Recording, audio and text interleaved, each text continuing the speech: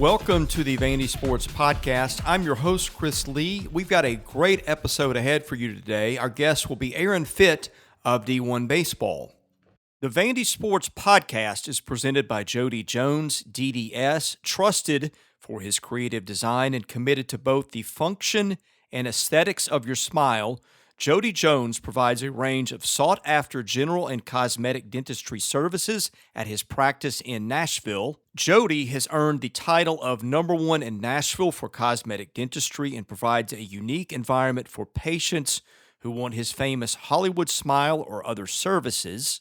Patients enjoy getting services from Dr. Jones and his attentive team in a spa-like atmosphere. Dr. Jones has worked with many athletes, movie stars, and celebrities over the years and is dedicated to providing first-rate service to all of his patients. Jody never compromises quality, so patients can be confident they will always receive the highest level of care. Special thanks to Jody for being the title sponsor of this season. Today's news is presented by our friends at Sutherland & Belk, a family-owned injury law firm. If you or a loved one has been hurt in an accident, give Taylor or Russell a call at 615-846-6200. See what your rights are and if they can help. Well, all SEC teams are out. The Commodores have a few players on the second and third teams. Defensive lineman Dio Odingbo and Andre Mintz made the teams. Odingbo was a second-teamer, Mintz a third-teamer, and linebacker Dimitri Moore was also a third-team pick. The guest line brought to you by our friends at Boll and Branch. Started by Vanderbilt graduates Scott and Missy Tannen. I had no clue how comfortable Boll and Branch sheets were until I got some. They are fair trade certified, meaning they are made under safe conditions by men and women treated and paid fairly. Try them free for a month. You can return them, but you won't want to. Once you get the sheets, try the mattress. That was voted the best mattress of 2018. Go to bollandbranch.com. That is spelled B-O-L-L. Enter the promo code Vandy and get $50 off your first set of sheets. Fitt joins me from D1 Baseball. He has been a longtime friend and a longtime friend to the podcast. Aaron, I really thought when you and I talked, I don't know when it was, December, January, February, that you and I would talk again between now and then, but we haven't for reasons we know why. Thank you for joining us today and glad to be speaking with you again. Of course, Chris. Always a pleasure to be with you. How much did you hate what happened with baseball season? How hard was that for you to deal with? Not just from a journalism standpoint, because the stories that you're asked to write about, the things you're asked to opine about are just endless speculation. But, man, I think we're going to have a great season, especially in the SEC. And I feel like we really missed a rare opportunity with some of the kids. And maybe this is speaking for me personally. I don't know what you feel about that on the whole college basketball or college baseball level, but for me, thinking of the kids I was going to get to watch Vandy go up against this year, and especially the pitching talent, it just breaks my heart that it ended before it started. Yeah, it stunk. I mean, it stunk for everybody. And certainly for us that really love college baseball, we were just getting into the fun part, I mean, I like the first 4 weeks and non-conference stuff, but boy, once you get into conference play, that's when it really starts to get exciting. And I mean, I was all ready to get on a plane and head down to Gainesville for Florida against Georgia. I think they were both ranked in the top 3. And it's just like, boom, you hit the brick wall. And I couldn't have been more excited for that series, all those big arms, and then it's over. I'm sure it was much more shocking to the players and the coaches than it was to me as a journalist, but I can only imagine the shock to the system that those guys went through. But it was hard. It was definitely a weird spring. And I was just really grateful we got to the summer. And I mean, it's like there wasn't that much summer ball for me to watch. But I remember going to that first Coastal Plain League game up in Martinsville, Virginia. And it's like, all right, I'm at a baseball game. This is like life just never felt better. I was like, at least there's something. There's something I can go and watch. Just really hope that we get a regular season next year, and we'll see how it goes. Yeah, I'm with you. I'm a Major League Baseball fan, but I've never appreciated it. I don't think like I have this year. I sit with my 6-year-old son at nights. We watch the Braves for a couple of hours until his mom makes him go to bed usually. And just to sit and watch baseball again, I mean, I think we all love the game, but then that's when you realize what a blessing it really is for all of us. Yeah, no question. I think everyone kind of realized how much they missed sports when we didn't have them, and then they came back. As we record this, I'm watching the U.S. Open on TV, and it's something I've actually haven't gotten to do in 15 years because I'm always sitting at the press box in Omaha during the Open. So that's actually kind of a little silver lining here. We get some weird timing with some of our other sports stuff, but boy, it's just those first couple of months after the shutdown, it was dark. There's just nothing to watch. There was nothing to do. I mean, where I was at the time, I was stuck up in Massachusetts. The weather stunk. The golf courses were closed. I was just going crazy. So it's just been that kind of year. But things I think are coming together a little bit now. We finally have all kinds of entertainment options here for us. I wouldn't say there's nothing to do. I think people did a lot of yelling at each other over the pandemic. So you guys get that anyway in your job, but. Yeah, less so this year. We've been yelled at less than ever before. I don't know what I'm going to do. I'm going to get soft. The funniest thing I thought, and this isn't really funny because I know you guys and I think you're wonderful people. I know how hard you work and how good you are at your jobs and how hard you guys try to maintain. And I say try, it sounds like an insult because I think you guys really are unbiased and objective. But the funniest thing that happened, and again, it's not funny, but I checked your mock regional predictions of what would have happened. And the issues that people had over that were just like, it was almost comical. I'm like, wait a minute. So he's trying to imagine a season and how it would have played out, and you're taking issue with what it is that he would have imagined. I just found that pretty funny. Oh, that is priceless. Yeah, you're right. I stayed away from the comment section on that because, I mean, none of it mattered. I mean, it was just a thought exercise. And if you're going to get bent out of shape about a thought exercise, a hypothetical field of 64, then I don't know what to tell you. Go to town, enjoy. Well, let me ask you, what do you think would have happened in the SEC regular season, and what do you think we would have seen in Omaha? I mean, from a Vandy perspective, that team that I saw last they left off, I don't think that was a ready-to-win the SEC team, but I think like a lot of Tim Corbin's teams, that might have been the last one standing in Omaha. What were your thoughts on the SEC and on the national picture based on what you had seen?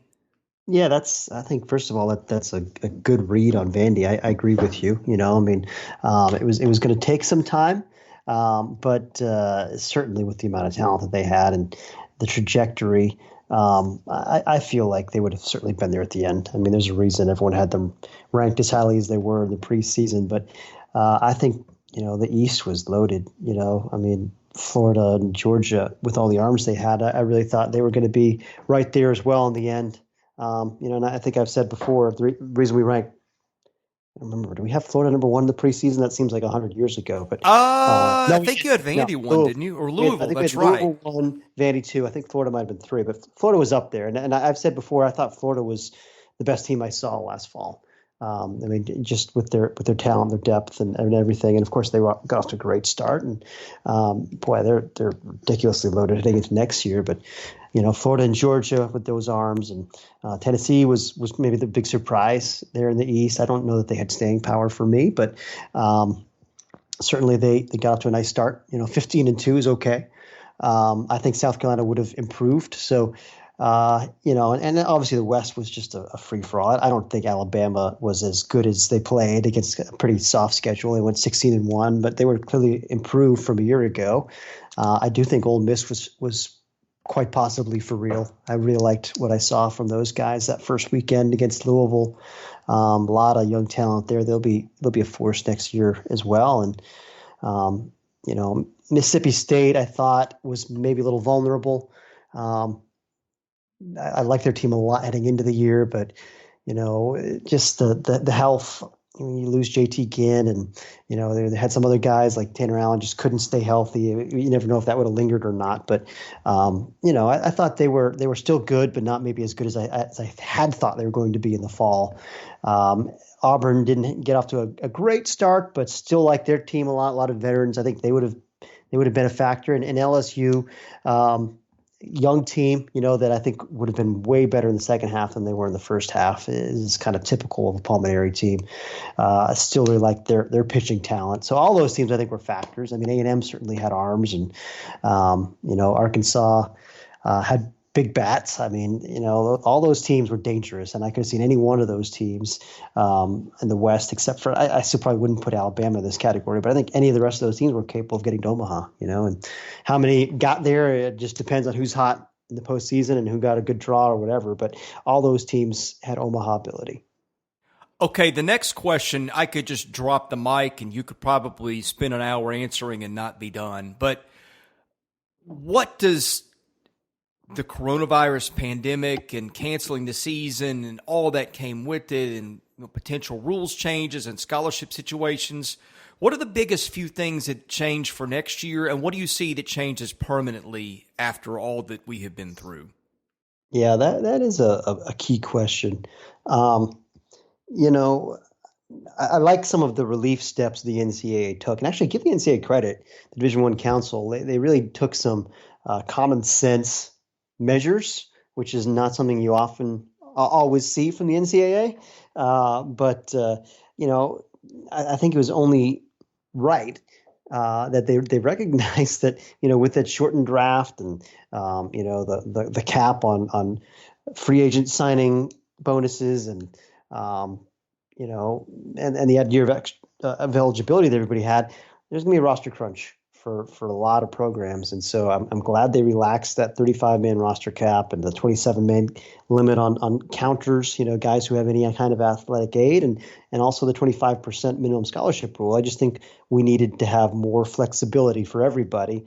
And I think some of those things could stick. Really, you could argue that some of those reforms, maybe all of those reforms, are outdated. They were put in place, 15 years ago or so, as a way to combat baseball's APR problems, and if you go back, baseball had a lousy academic progress rate because they had a high transfer rate, and they had a high transfer rate because, players were allowed to transfer once without sitting out a year. And so that hurt them in the APR formula. And so they wanted to cut that down in order to tell players, hey, you can't transfer freely. In a non-full scholarship sport, they thought they had to give the athletes something else. And so the compromise was, okay, you can't transfer anymore, but we're going to require schools give you a little bit more of a commitment, which is at least 25% scholarship. And that's why they did that. And that's why they also limited the number of players you could have on scholarship, and the number of players you could have on your roster. It was all just a matter of trying to prevent players from getting run off or transferring freely. And that all worked. I mean, the package worked. The APR got fixed. Now we're in a spot where it seems like it's inevitable that everyone's going to be able to transfer freely in every sport. That seems like the writing on the wall. And so the rest of that package is kind of unnecessary. And so I think those things are going to stick. I think that we don't need a 25% rule anymore. I think that's definitely unnecessary. And I think the 27-man counter cap is also unnecessary. Now, I'd be fine with keeping a roster cap. 35, I think, is fine. Although, as I understand it, there aren't a lot of sports. Baseball might be the only sport that has a hard roster cap. Actually, I don't know if that's true. But of the partial scholarship sports, a lot of them don't have hard caps. And so, I don't feel strongly about that one either way, but I kind of feel like 35 is a decent number. And so that one maybe could come back, but I'm not so sure we'll see the 25% rule and the 27-man cap come back. It's kind of a rambling answer, Chris, but you know what to expect from me. I'm going to ramble. I call it thoroughness is my word for it. So, and you are always thorough. And let me ask you one other thing. One thing that sort of broke my heart in the aftermath of what happened was the canceling or rumored canceling of programs. I think of what happened at Bowling Green. I think Oral Hershiser and some people maybe brought that one back. Boise State was another one that had just gotten off the ground. I was really intrigued watching that one from afar. It appeared that program had support. That's an area of the country where there's not a lot of baseball. I just found that story intriguing. People up there seem to be excited. Where do we leave off with programs coming and going? Yeah, the Boise State one stunk. Just to see everything that went into bringing that program, getting it off the ground. They were excited. You're right, and the staff they put in place was good, and they actually got off to a pretty good start in the spring. All that effort for nothing. And you get 4 weeks of play, and they're going to pull the rug out from underneath you. I mean, it just stinks. It's a bad story. Yeah, it was good to see Bowling Green get rescued. When you have those alumni kind of band together, that's always nice to see. I'd have to look back. I'm pretty sure that Chicago State is done now. And, sounds about right. I mean, they were already seemed like teetering on the brink with basically everything anyway. So, yeah. And I think Akron, if I recall, let's see. I'd have to go back and look. I'm a little hazy on that, Chris, but I feel like there was some rumbling about Akron, another program that had kind of been resuscitated recently. I think maybe they're okay. I'd have to go back and look at that one. I feel like this is the first time I've ever stumped you. Yeah, it's things that happened 2 months ago feel like 2 years ago. I'm just it's that kind of year. I'm a little hazy right now. It really does. I mean, I have trouble remembering things that I covered and what happened in the spring, and you're kind of getting to that stage where you're not locked in because it's all about to change with conference play anyway, and then it just ended. I think the weirdest thing for me will be if Jack Leiter goes off the board at 1 or 2 next year where he's supposed to go, and that I really only got to see him pitch 1 year, if that's the way it all goes down next year. Of all the weird things that has happened, kind of the Rocker Leiter era getting abbreviated to me will be one of the weird, strange, and sad things on my end of coverage. Yeah, no doubt about it. I mean, this is it's a pretty special, 1-2 punch right there, and it'll be exciting to see what they can do. Just enjoy the ride here that you got. But it is a shame that you didn't get to see that, for 2 full seasons together. That would have been a lot of fun. Well, you knew my guys in my audience were going to come with questions, and they came with plenty. So my question is, are you ready to answer these? All right, let's do it. That's a dumb question because, of course, you are. But anyway, the mailbag is sponsored by Vanderbilt fan Josh Minton, an independent insurance agent operating out of Brentwood who can take care of all your insurance needs. Call him today at 615-933-1979. Email him at josh@hqinsurance.com. Follow him on Twitter at Joshua Minton HQ or Facebook.com/JD Minton HQ. He is my insurance agent. Give him a try and tell him you heard about it on the Vandy Sports Podcast. Okay, this one comes in from Anonymous. He says, why is VU Hawk Talk the most handsome tweeter? I wonder who said that one in. That's no idea. No idea. I just think it's hard work. I mean, the guy goes out there every day and, it's probably a lot of product in the hair. I'm thinking that's a key piece, just tip your cap to the guy. He never lets up. Lots of product in the hair for sure. He also wants to know your thoughts on Ethan Smith. Yeah, that's a good one. A guy that I know some scouts are quite high on. I mean, why would you not be? It's a big arm. I mean, we've seen the premium velocity and the swing and miss slider. I do think that the command piece isn't really a finished product yet, but it's not bad either. I mean, I think this guy's got a chance to make a pretty good jump in the draft lists for next year. Now, there's some guys that aren't as sold on it. From our conversations with scouts, we've heard anywhere from, 3rd round to 5 to 7, there is some variance of opinion on that one, but I'm pretty intrigued personally. And I think the upside is very exciting. I think this question comes out of the feature that you guys wrote, I guess it was last year, about the number 1 overall program. There was deliberation between Vanderbilt and Florida. I think this question is just asking you to check in on that again. That's a tough one. Yeah, that was a heck of a debate. I think must have talked about that last time. our staff was divided on it. I mean, I think I threw Kendall under the bus last time we had this discussion. I mean, Kendall was the one who was more in the Florida camp. For me, I mean, I think Vanderbilt with the extra national title, that weighs more heavily in my mind, considering they're so similar in a lot of ways. But all those Omaha runs for Florida, you can, along with one national title, sure, you can make the case for them, and getting that brand new palace, that played a factor for Florida as well. Infrastructure was a piece of that discussion. Is which programs are the best long-term shape. Certainly, I like what Vanderbilt has done with the pitching lab and all the improvements they've made to the Hawk over the years, but they can't really compete with what Florida has built over there.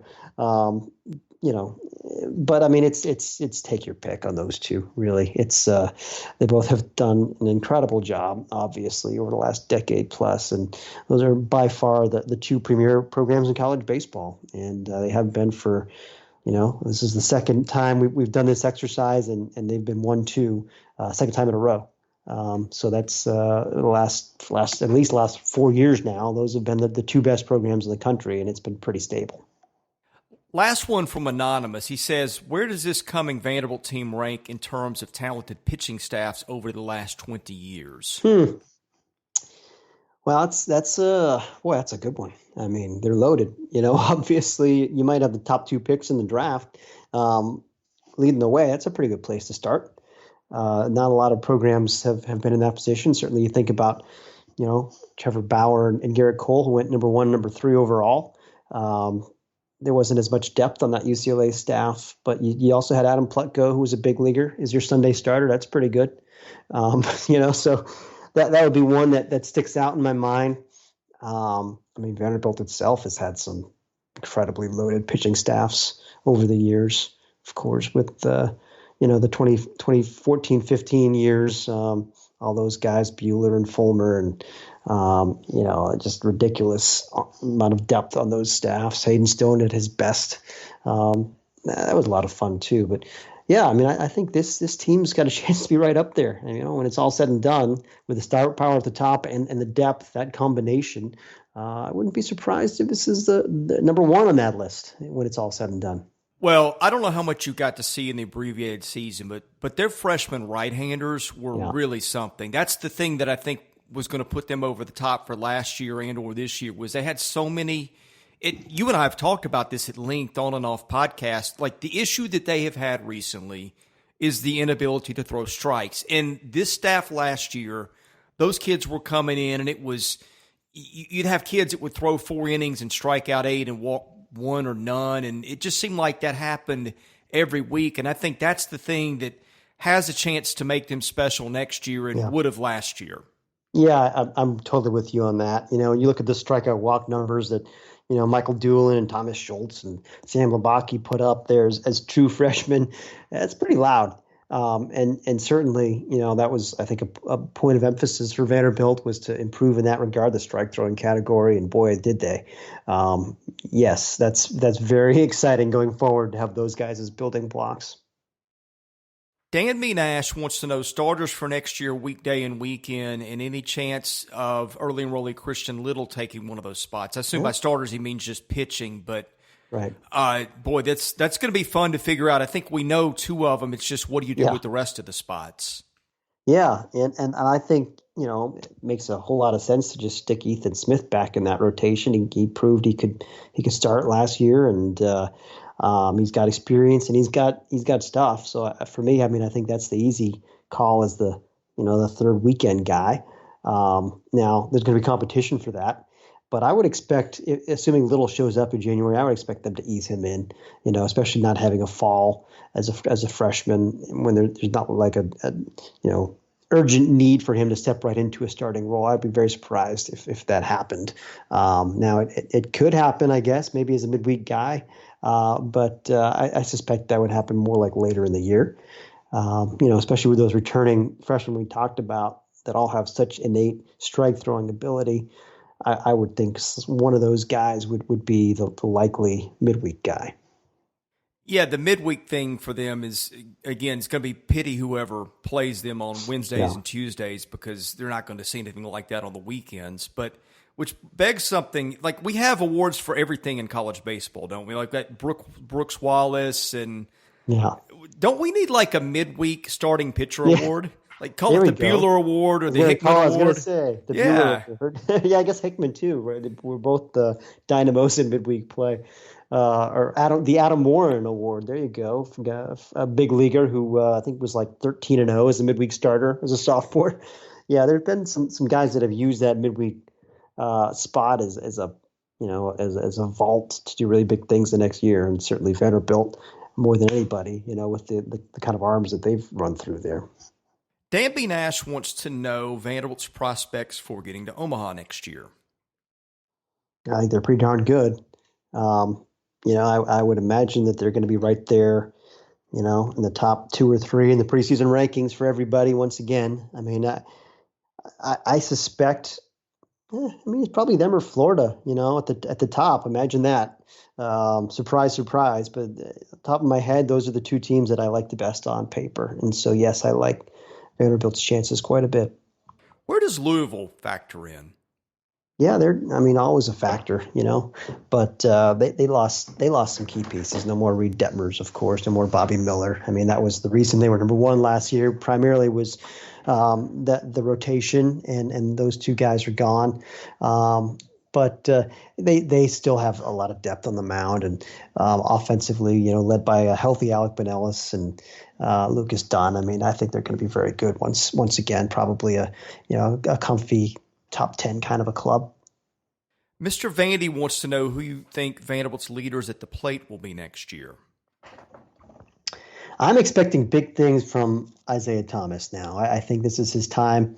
Certainly he's a premium athlete, and he's flashed you some real ability, and he hit for some power in the limited spring. I think he got a chance to be pretty special. I think I could see a big jump coming from him in the power speed, mold. There's just not a lot of guys with that kind of tool set. So I think he's exciting. I think I love Cooper Davis. I mean, just guys that get on base over and over again. He always makes you work. He can run. I mean, he's just a tone setter. I'm all in on that guy having a big year.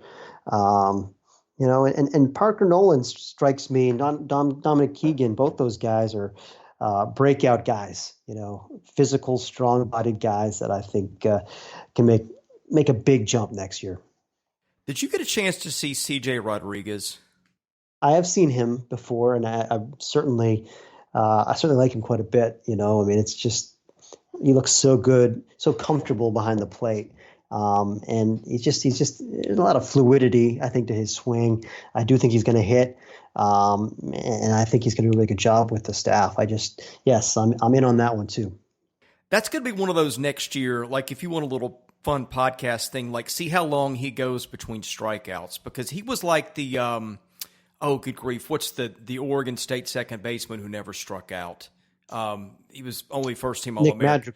Yes, it's like that kind of contact ability. He is like, that's hard to find anyway, but especially in this, uppercut launch angle era, it was really wild to watch him approach his at-bats last year, because I think he struck out twice. I think one of them was looking maybe, but it was crazy to watch him hit because nobody takes that approach anymore. That's a great point. Yeah, I like that. I like guys that put the ball in play, and that's a great call. That's definitely a breakout guy. You have that kind of bat to ball instinct. And I didn't mention Carter Young. I mean, a guy that strikes out more, but a guy that has, I think, a lot of ability, certainly on the defensive side as well as offensively. There's bat speed. I mean, that's an exciting talent too. Jor Fan says, what can we expect from Christian Little the coming season? I don't know how much you've gotten to see him play because your summer was eaten into, and so you may be flying in the dark on that one. Yeah, I've never seen him. I mean, I've read the reports like everybody, and it sounds pretty darn good, and it sounds very polished, which that's what made Rocker, freshman of the year, and that's what I think made Jack Leiter stand out as a freshman. I mean, it's stuff and polish, and he's in that mold. Dorfan says, and you may have hit on some of this earlier, because of the pandemic, might we see a later start to the coming season like Eric Bakich was proposing, and could that develop into a permanent change?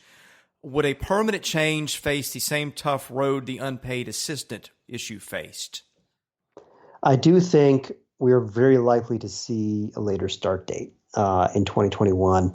We're hearing a lot of talk about March 1st. I suspect there's a chance we could also see fewer games this year. Now that I don't think will stick. Hopefully it doesn't stick. I don't know that we're necessarily going to push the end of the season back this year, but I do think we'll probably start it later. Because of COVID concerns, and you're probably going to see more 4-game series. Less midweek action, if any. I mean, honestly, there's been some talk that teams are just going to scrap the midweek thing altogether, and just do 4-game series on weekends and try to get their games in that way. But I think those changes are temporary. Those are just COVID changes. Now, I am intrigued by the idea of once we get that start date pushed back, could that lead to a gradual transition to the new baseball model where you are actually playing from March into July instead of February to June? I would like to see that personally. I know there are some logistical problems that come along with that. The administration doesn't really want to keep a bunch of people on campus in the summertime. But if they can get over that hurdle, boy, I just think there's a lot of upside for baseball if we could actually have more of the season played during baseball weather and less of it played in the wintertime. Yeah, I'm with you. To me, as much as I love college baseball, there's nothing worse than watching Vanderbilt and Brown in 30-degree weather when it's a mismatch and everybody's fingers are frozen. And that just, to me, it doesn't even resemble the same baseball we see at the end of the season. So Right. I think that's a good place to start. I did want to ask you, I'll tell you what I've forgotten, but I'll go on to the next one and it'll come back to me. Dorfan wants to know where the unpaid assistant issue stands. I think that issue is in hibernation right now. I won't call it dead because I think he'll visit it at some point. But right now, with all the budget crises facing all these athletic departments, the last thing they're really looking to do is add expenses. I like that they allowed, as a compromise measure, at least they've allowed teams to pay their volunteers using booster funds and such, since there were no camps this year, and camps are the primary source of revenue for those guys. So I like that. Again, common sense measure, at least in the short term. I don't think that will lead immediately to actually converting those positions to paid. I would obviously like to see that happen. I think the COVID thing shook everything up and put that issue back on the back burner. I remember my question. It's about the draft, because one of the things that I hated last year was we didn't get to see the draft in Omaha. I believe that's moving to the All-Star game in Atlanta. I have not followed where that's going long term, but what do you know on that? Yeah, what a bummer. It sounds like we missed our chance. We missed our chance on that. If they had it in Omaha and it went well and it was a big hit, I think it would have stayed there long term, and it would have been great, I think, frankly, for college baseball and for pro ball. But it looks like that ship has sailed. I don't necessarily expect that to come back to Omaha, like they've talked about. I mean, if they're going to push it back to the All-Star weekend, it's not the worst thing in the world either. At least we don't have to deal with the draft during our season anymore. So if that's where it stands, I'm okay with it. Yeah, I mean, I think at least if it goes to All-Star weekend, the coverage will be better. It'll be more of a high-profile event, which I think a lot of us have wanted to see anyway. Yeah, I agree. So really, that's not a bad solution. As much as I think it would have been fun to have the draft right before the College World Series, it also would have been kind of stressful, that week for all those kids who are still playing, and for us, Chris, trying to cover the whole thing. Next one is from VU65. Do you think Enrique Bradfield will start in center field, and what do you think of his potential? Again, that's one that I don't know how much you've gotten to see because you've not been to Vanderbilt to see fall ball yet, so I don't know what you happen to scrape up on the summer circuit, but it may be a tough one for you to bite off, but I'll let you have a hack at it there. Yeah, I'll wait until I get to see Vandy to offer a lot on that. I mean, I know that he's got game-changing speed. That's the tool, left-handed hitter that can fly. I love that profile. Looking forward to seeing what he can do. But yeah, until I get a better sense, I mean, I don't know right now how ready he is. A. Hellman 87 says, with Jason Gonzalez, Cooper Davis, Isaiah Thomas, etc., I think the batting lineup is going to be a good blend of older guys and younger, unproven talent. I think it's overblown that the lineup will be the weak link, and he wants your thoughts on that. Yeah, I'm with him. I mean, I think, when you look at the arms, you're thinking, okay, well, you don't have maybe the elite proven guys in the lineup. And so relative to the pitching staff, okay, you think that's the weak link. But relative to other lineups, other high-end teams, I like their lineup. I mean, I like the talent a lot. And I like the fact that at least some of those guys got some experience last year. It wasn't as much experience as you'd like them to get, but it helped. I mean, all of a sudden, some of those players do have some at bats under their belts against pretty good pitching because Vanderbilt played a good non-conference schedule. So, I mean, I think it's versatile. I think it's it's got depth. There's different combinations that they can roll out there. We hadn't even talked about Jason Gonzalez. That's certainly an X factor guy. We've been waiting for him to put it all together. I mean, he's been kind of a fall American, if you will, the last couple of years. Every time I've gone and seen Vanderbilt in the fall, I've been like, wow, Jason Gonzalez looks like a breakout guy. I mean, it just, he can do a lot of things to help you. So now he needs to do it. He's going to end up having the strangest career if he comes back and he's a real factor, because in the last time he played was, I guess, 18 or 19. And like he was, I'm not going to say he was winning the third base job. I can't remember now if he got hurt or what the deal was, but he had like a 450 on base percentage. But what happened was they had so many guys who hit, and somebody got hurt and somebody got hot, and they moved somebody here to there, and he got left out in the squeeze. So like, poor kid was sitting there really hitting well, loses his job, really is a complete non-factor the last 2 months of the season, doesn't play last year, and now tries to come back next year. That's just going to be a very interesting story to see how he responds to all that. And I know how much Tim Corbin likes the kid and his family. I remember in Omaha a couple of years ago hanging out in the Hilton lobby with Corbs and the Gonzalez family, and it was clear, how much respect and rapport there was there. And I know how happy he is to get Jason back and see what he can do. All right, here's your favorite question, and I think you know what it is before I even say it. It's about scholarships. He says, why does media keep overblowing everything that is Vanderbilt related in terms of scholarships when it's been discussed repeatedly? I will give you a little pretext for the question, and this is where I think nobody ever talks about it from this way. Like, if you look at what the kids are paying and not what they're getting in scholarships, I think he would probably make the case that their kids may pay as much as anybody in the country. And I think that's a fair point. I don't know if that ever gets brought up in the mainstream media discussions. You would know better than I would, but I think he's right. I mean, I think they did have some major kids paying $30,000 or $40,000 to play. So if you look at it from the scholarship perspective, yeah, they're getting a lot of money. But if you look at it from the perspective that it costs $75,000 a year to go there, sure, it's still not cheap. Yeah, but they have a lot of guys that are paying a lot less than that too. I mean, no they doubt. do, and I'm not complaining about that. I think it's great. The more premium talent we can get into college baseball, the better. And I think every school should be able to use whatever resources are at their disposal. And yes, there are guys who are, maybe you're on 50% academic aid. That's a big scholarship, but you're still paying $35,000. Okay, yeah, I get it, But there's also a lot of guys who are getting more than that, and that's great that Vanderbilt has the ability to do that.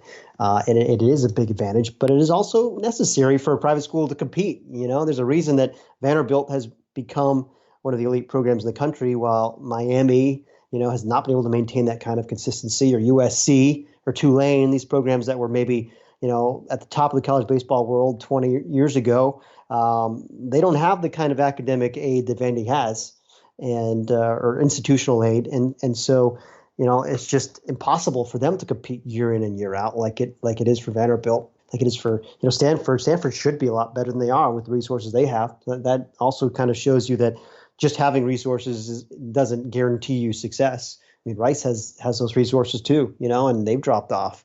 But really, I think Vanderbilt, Stanford, and Rice are in a class apart from everybody else in the private school discussion. They still have a lot of disadvantages relative to the elite, baseball programs in the public school realm. I mean, there's still a lot of things that LSU can do that even Vanderbilt can't do. And I find it rich when LSU fans dare to complain about Vanderbilt's scholarship situation. But it is what it is. People like to complain about things. Well, look, you get kids because of your brand, and LSU gets them in football because of its brand, and Alabama gets them in football because of its brand. And look, I mean, there's always things that are, quote, unfair at any place. I mean, it's not fair that schools have advantages, in certain things if you want to play it that way. But everybody's always got an advantage, and you sell it. And in my opinion, the reason they get kids is because of the brand. I mean, if they were, no offense, but if they're Tulane with the same scholarship, they don't get the same kids. Right. I think it's what he's created. Oh, exactly right. Exactly right. And certainly I think Rice and Stanford are better analogs than Tulane, just because Tulane doesn't have the institutional aid. But Tulane at their peak before Katrina, I mean, 2005, they built something there. They were drawing 5,000 or 6,000 fans a night. They had a beautiful ballpark. They were number one team in the country, number one national seed heading into Omaha. And then, all of a sudden the hurricane happened and they lost all that momentum. But, could they have, had the hurricane not happened, could they have sustained that? I don't know that they could have with their scholarship situation. I just don't think that the year in, year out consistency was really ever a realistic possibility for a program like them, or even in this era, Miami. And Miami's one of the great traditional powers in college baseball, obviously USC as well. They don't have any kind of institutional aid to speak of. And so it just, your brand only gets you so far when it costs $70,000 a year to go there.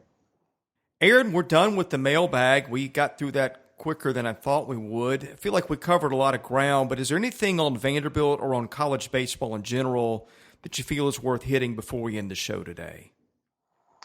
Just looking forward to to getting eyes on the Commodores. That's always a highlight of every fall for me. Last year I got to see them out in Kansas City against Oklahoma State, which was a lot of fun. And I'm really glad I got to do that, since I didn't get a chance to see them in that 4-week season. I got robbed on that one. But the talent level is so high every year. And boy, I mean, they've done it again. You look at the incoming class in addition to what was returning, and it's going to be fun. It's going to be a really fun year for Vandy. It's going to be a great year in the SEC as usual. Fingers crossed that everything goes smoothly this fall and I get a chance to get out there and see these guys in person. Aaron, you guys do an unbelievable job at D1 Baseball, not just covering Vanderbilt, but covering everybody. I read your stuff and I just get tired from exhaustion wondering how you guys do it all because there's so much info there. Tell folks about what you guys do, whether you can find your work, your podcast, anything that you would like to promote before we end the episode today. Yeah, we try to cover Division I baseball better than anybody. And if you go to our website, of course, you'll be able to find analysis and news from our fantastic staff. Kendall Rogers, Eric Sorensen, David Seifert on the prospects beat, and Walter Villa writing some of the best features out there. I mean, I really feel strongly about the work that our staff does. Mark Etheridge, such a great postseason analyst. Lots of good content at D1baseball.com. You can certainly find our podcasts, wherever you get your podcasts. And we're trying to do more off-season podcasts, something we haven't been that great at. But we're trying to do more of those. And we've got some exciting things in the pipeline this fall, lots of fall reports. We usually, try to get out and see as many teams as we possibly can every fall and write in-depth previews for all of them. So check that out at D1baseball.com. Aaron, thank you so much for your time, and I'm sure we will catch up with you again between now and the start of next baseball season. Who knows, maybe even after you swing through Nashville. That would be really good to catch up if we could. Sounds good, Chris. Always a pleasure, my friend. Same here. He's Aaron Fitt of D1 Baseball. I'm Chris Lee of the Vandy Sports Podcast. Thank you for listening. We'll be back with more episodes later next week.